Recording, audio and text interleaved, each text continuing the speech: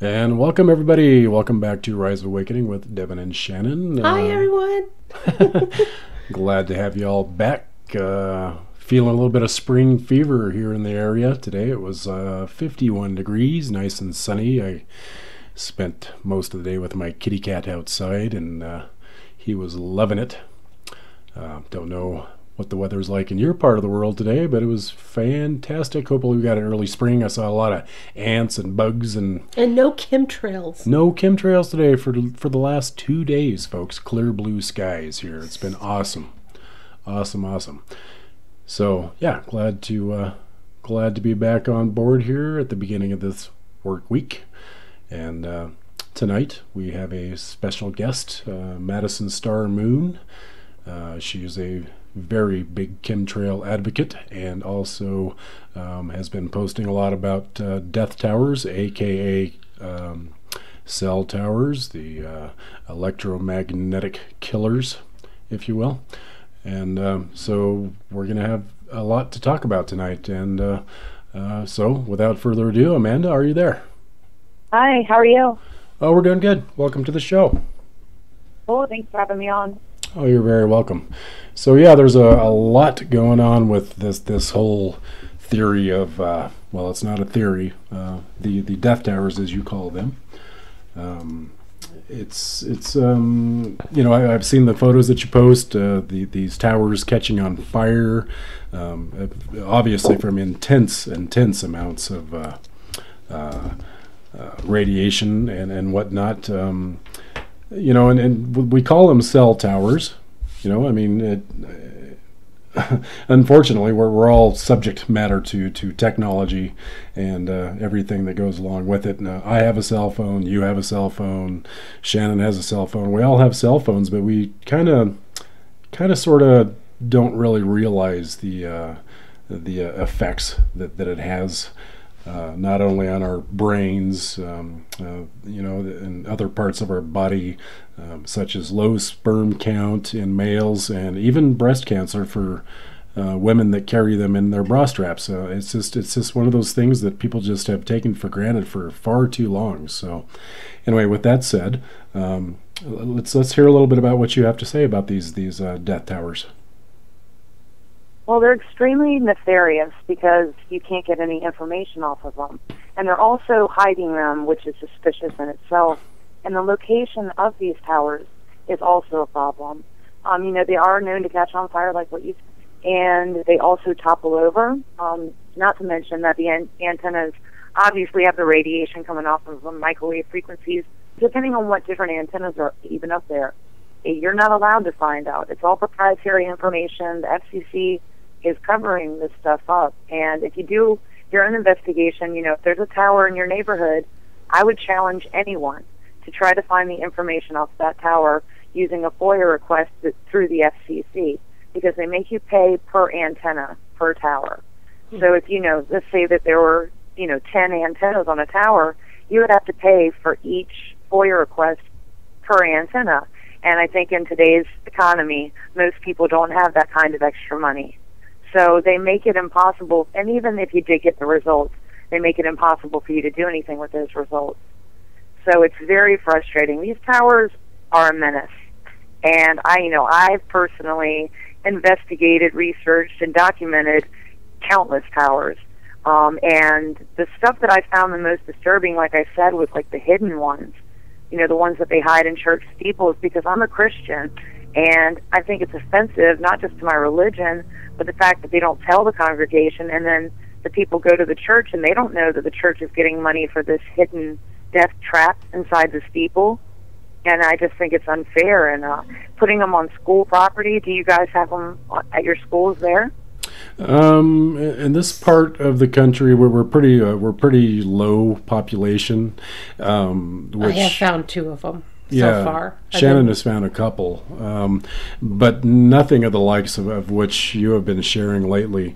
Nothing that big, and we don't have any of them disguised as palm trees. Not that we know of yet until I go look into it further. Yeah, or evergreen trees or of the like. And yeah, we tend to agree with you. I mean, it's, you know, especially in a church, you know, I mean, these it's not necessarily a religion thing, but these people, that go to churches are, in mass and, being irradiated while they're doing what they do in the church and schools. We saw the video where you went to, it was like a stadium type. Right. Yeah, and it's just nuts because it's built into the stadium itself, and Yeah, I mean, how can that possibly be safe? It can't. Mm-mm. Right. So it doesn't. I don't understand why the parents aren't going to these schools and saying that, look, this is not acceptable, or pulling their children out of the schools. Because I know that if I had kids, they sure as heck would not go to a Death Tower school. They wouldn't play sports on the Death Tower field. I mean, this is electromagnetic, frequencies and radiation that's all around you. I mean, you know what I'm saying? It's affecting every single part of your body. It breaks down and mutates your DNA. Do you really want that thing right on top of your child's school where they're forced to go by law every single day for like 8 hours? Right. And, Wi-Fi, yes, okay, we all use Wi-Fi, but it is killing us. Straight up, just like we use oil, and that's killing us as well. I mean, we have technology that they, keep from us so they can continue to be in business. Yeah. I'm not trying to get off topic, but the chemtrails, I'm not bought on any one particular idea of what they are, but I know that here where I live in Virginia Beach, it is a chemical death dump experimental testing zone. Yeah. And I'm saying this on your show, so I want anybody to say, prove me wrong. If you live in Virginia Beach, you are being experimented on by the military. I live right next door to their airport. They have so many airplanes over there, it is insane. I'm not even kidding. It looks like, have you guys ever seen the pictures on the internet of the military graveyards of airplanes? Yes. Yeah. That's what it looks like there, but these are all live, active jets that are flying around here. So it's all active jets that are doing the spraying? I know that the military is definitely in on covering it up. If they want to say that they're not, it's not true. They literally have eyes on the entire airspace. Okay? So they know exactly, and especially what planes are flying over, quote-unquote, their airspace. Right. You see what I'm saying? The military knows exactly what's going on. Now, who's pulling the strings in the end? I mean, I don't know. Well, I want to bring up a point, something I ran across a couple of weeks ago called the Spray and Pray program, which, and this I'm bringing this up because that it was brought up to me, well, if the pilots are doing it, are they aware that they're being exposed as well? Or the people that are pulling the strings to make this happen, people on the ground that are in big government, are they not being exposed as well? And that's a very good question. Do they have tracheal filters? Do they, it's a very dangerous game that we're playing with Mother Nature. It's all about money. And and it is all about money. If these guys with the Spray and Pray program, the ones that are in the aircraft, yes, they are being exposed because there are intake vents on the aircraft that they fly, and yes, they are breathing in the toxic elements that we are too as well. And that would have to beg the question: is the money really worth it, Madison? We also don't know if they have some type of vaccination or medicines that they take. We have no idea what they're even spraying on us. We are told that it's this and that, and somebody has tested and found this and that. But really, I mean, it's anybody's guess.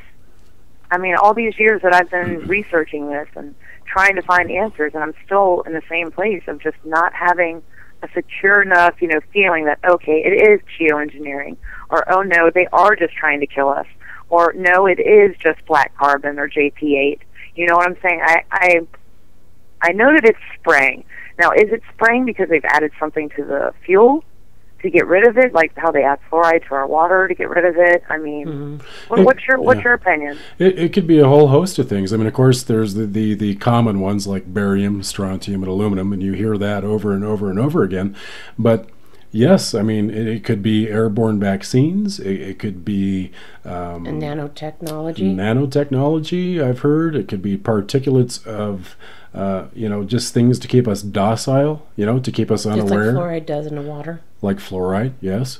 I don't know. I mean, and you're exactly right. There's really no way to pinpoint what is in these aerosol sprays and when, I did notice that somebody made. I think it was.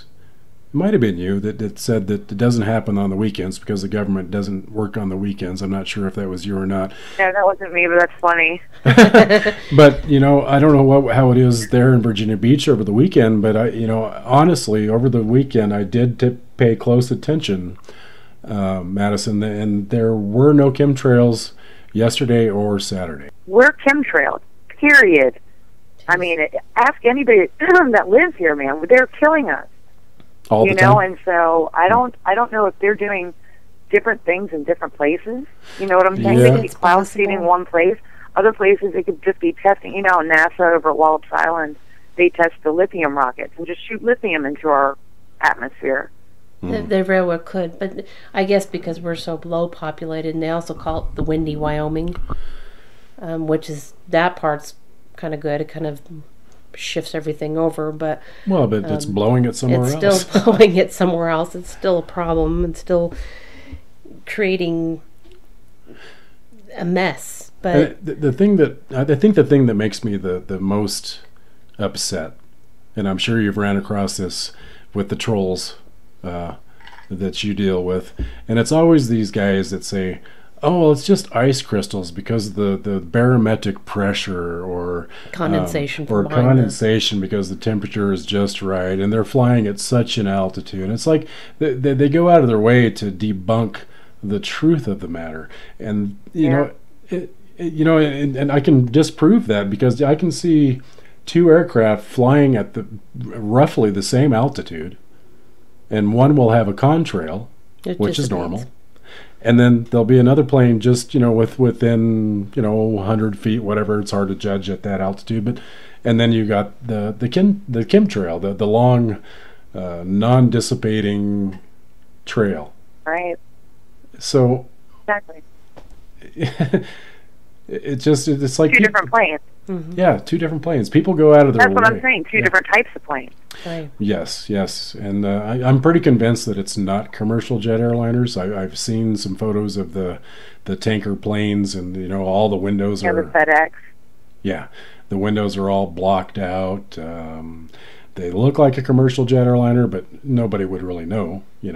And besides that, nobody really looks up to the sky anymore because they're too busy looking at their iPhone or their iPad or looking at their shoelaces as they walk down the street. It's just